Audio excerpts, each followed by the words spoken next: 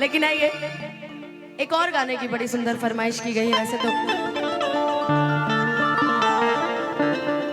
लेकिन हाँ आज आपको देखकर एक एक बात याद आ गई है कि बिना तरैन के चांद ना होला, कि बिना सूरज के घाम ना होला, कि प्रेमी भला ही पुरान हो जाले। अरे पूजा जी, खुशी जी, ये है ही हमारी पूजा है, यही हमारी खुशी है, यही हमारी तान्या है, यही हमारी सब धन है।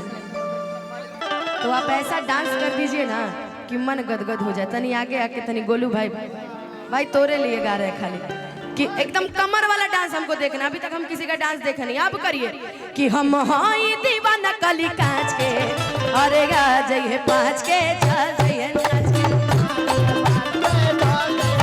अरे गा जाइए पाँच के, चल जाइए नाच के।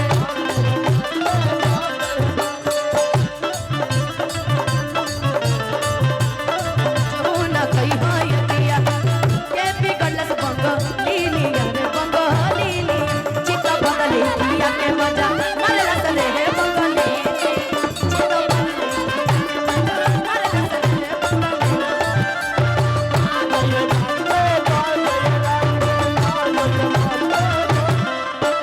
ताजा गुलाब खान खिलल बदन बा, एही से पीछे तोरा पागल पवन।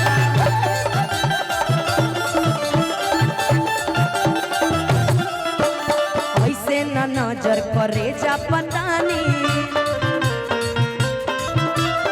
उड़ जाती सन की तो छोड़ दे।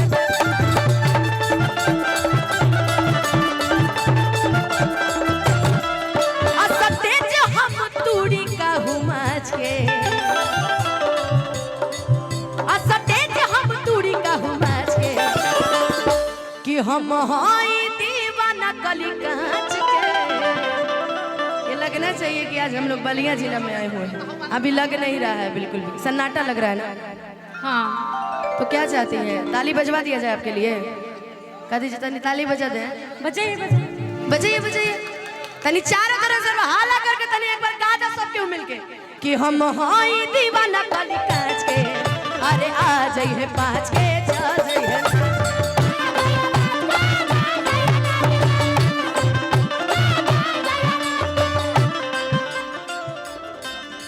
चीज बटे खींचा जाने ताकि आगा पीछा रहुए ले जाइए है हमारो बा इच्छा। चीज बटे खींचा जाने ताकि आगा पीछा रहुए ले जाइए, कोनो सब पता देख ली जांच के जांच के कि हम हाई दीवाना कली कांच के।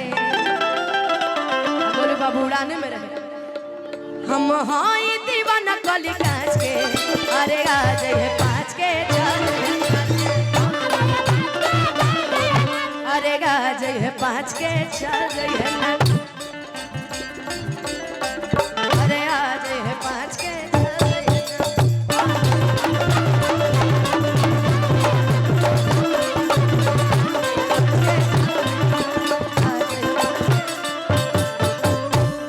अरे आ जाइए पाँच के, चल जाइए नाच। अगर निमन लगल हो के हमारा काजल बड़ू ना, काजल जी, खुशी जी या प्रिया जी का अगर आप सभी को डांस उत्तम लगा हो तो हम चाहेंगे कि गर्जनाहट के साथ तालियों से उत्साह वर्धन करें। ये वाला उत्साह वर्धन नहीं मांगा था।